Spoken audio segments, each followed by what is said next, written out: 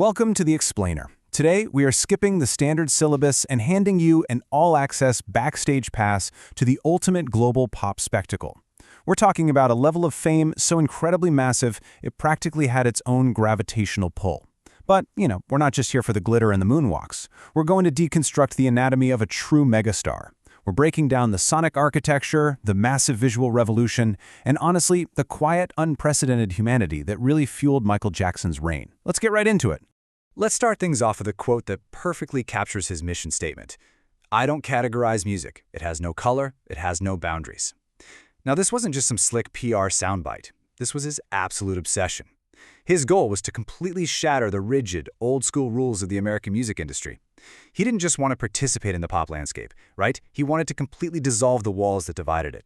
And to really understand the stakes of this mission, you only need to look at one staggering number: 32 million. That is the number of copies Thriller sold in 1983 alone.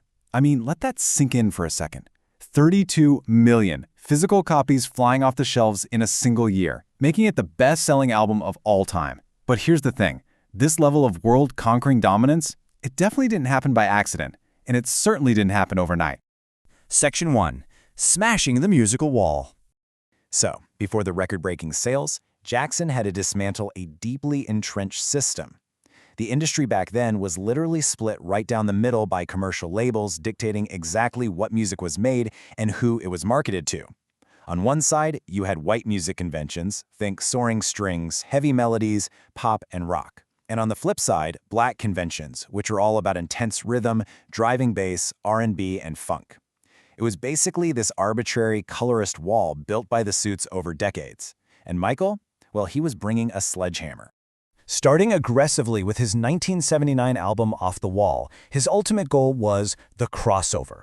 For those who don't know, a crossover is taking a style from a marginalized or secondary market and driving it straight into the mainstream center. Now, he wasn't about to abandon his roots, no way. Instead, he was going to fuse those supposedly segregated sounds together so flawlessly that the mainstream would have absolutely no choice but to surrender. Section 2. Anatomy of a groove. Let's step into the studio for a second and look at the absolute engine behind Don't Stop Till You Get Enough. It is a meticulously crafted polyrhythm. You've got this heavy funk bass line interacting with rhythmic shakers. Jackson and producer Quincy Jones even brought in a Brazilian percussionist, Paulinho da Costa, to play, get this, actual glass bottles. By combining funk's heavy first beat with the sweeping strings of disco, they built a groove that was scientifically, undeniably impossible not to dance to. Section 3. Breaking the visual barrier. Having conquered the sonic landscape, Jackson set his sights on revolutionizing what music actually looked like on screen. Enter Billie Jean. Now, this song has surprisingly dark origins. The lyrics were actually inspired by a terrifying real-life stalker who mailed him a gun and a murder threat back in 1981. He channeled all that paranoia into a highly cinematic music video that absolutely shattered MTV's color barrier. Top that off with the 1983 Motown 25 television special where he debuted the legendary live moonwalk and that iconic single glittering glove, and wow, pop culture was permanently changed. You have to remember, before Billie Jean, MTV executives routinely rejected videos from black artists, even massive hits by Rick James, claiming their format was strictly for rock. But Jackson's sheer visual genius totally forced their hand. Compared to Michael's explosive, narrative-driven mini-movies, the standard MTV staples of the time, bands just standing on a generic stage playing their instruments, suddenly looked incredibly boring. Section 4. The heart behind the glove. Now, we're going to flip the script a bit, because behind the massive pyrotechnics and the stadium tours was an unprecedented, quiet humanitarian. A major turning point came in 1984. During a really chaotic, pyrotechnic-heavy Pepsi commercial shoot, Jackson suffered severe second- and third-degree burns to his scalp. But his reaction was remarkably quiet. While recovering in the hospital, instead of just hiding away, he actually took the time to visit several other burn patients in his ward. That trauma sparked a profound, deeply personal charitable pivot. And the ripple effect from that was staggering. Later in 1984, he took his entire $1.5 million Pepsi settlement and donated it straight back to equip the hospital's burn center. The very next year, he co-writes We Are the World in this epic all-night recording session, which ended up channeling $60 million directly to African famine relief. Fast forward to 1992, and his Heal the World Foundation is literally airlifting vaccines to war-torn regions and funding global education.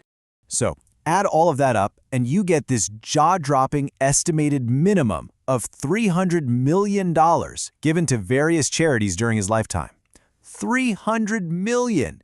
And remember, that's only what could be officially documented. But beyond those massive, highly publicized checks, his legacy is packed with these undocumented, quiet acts of grace. We're talking about stories of him secretly paying for a child's funeral after they were caught in the crossfire of local riots, or his vocal coach recalling how, night after night on tour, Jackson would literally kneel beside stretchers backstage, putting his face right next to incredibly sick children just to give them a moment of joy before running out to perform for 80,000 screaming fans. As we wrap up this explainer, we really have to look at the whole picture. For a man who completely rewrote the absolute rules of pop culture, who smashed through entrenched racial barriers and totally redefined how music was consumed globally, we have to ask, when the music finally fades, does his true crown rest in the untouchable record books or in the millions of lives he quietly, persistently saved? Definitely something to think about. Thank you so much for joining us, and we'll catch you next time.